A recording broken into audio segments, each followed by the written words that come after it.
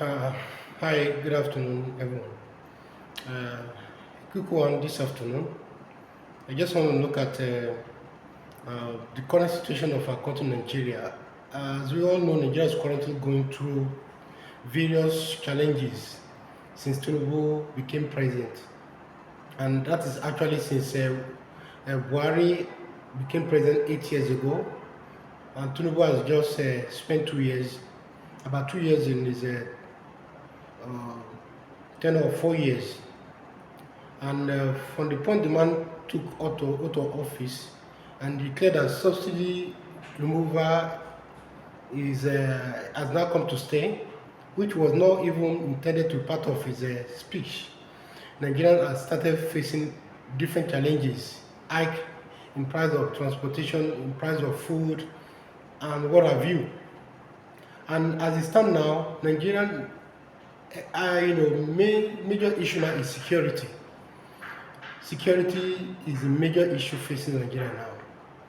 All manner of criminal groups are on the rampage, killing people on a killing spree. They are on a killing spree, and the president Tinubu, who supposedly won election 2 years ago, is nowhere to be found. The all the most of the presidential candidates. Who are ex-presidential candidates, they are all trying their best. Our own very comrade, Omole Shore, has been on the forefront challenging this loquacious and lugubrious government of Tinubu, who is not, helping matters. And Peter Obi, one of the ex-presidential candidates, has just said Tinubu should cut short his voyage, his trip to France and come back, because I think this is actually instructive for Mr. Tinubu to come back wherever he is. And the reason why I quickly have to talk about this is because that Europe where he is, no European president can try this thing. You cannot be the president of an European country and the country is burning and the country president is not on ground. Even in France where he is, Macron is not that kind of president. If anything happens in France, within 24 hours, latest 48 hours, if I, delegation of the administration does not go on ground to ascertain the situation, the president himself will go. That is what has happened. Tinubu should cut short his stay in France and come back. France is a country of revolution. He should never forget this 1789 French Revolution that brought about the current France that he is going to enjoy. As a matter of fact, what I'm challenging Nigeria for is to learn from Tinubu, who likes going to France. They should learn the French Revolution from him. And we should teach Tinubu a lesson. Let's teach him the French Revolution lesson. What are the lessons of the French Revolution? And one of them is that a French president cannot sit down docile, comfortable, doing nothing in this kind of situation, a situation where Nigerians are being killed all over the country, from the small villages of Plateau State to that of Jos, to that of Enugu, Ebonyi, Ondo, Edo State, Benue State. People are being murdered all over the country. No European president or leader can try this thing and not be impeached. And I don't know why Tinubu can't be impeached now. We have a cult of political, leaders who sit at our National Assembly and in our executive, and they are in bed with each other, and so whatever the president is doing is okay. They are okay by it. No move of impeaching him. No European leader. Europe is a continent of revolution.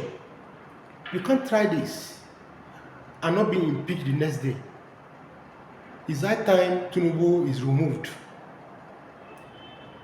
We all know it's a tall order. is, it looks impossible, but this should be the right thing.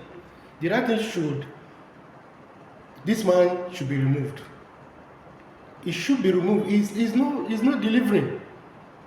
He's not delivering on the mandate for which he supposedly was elected. He's not delivering.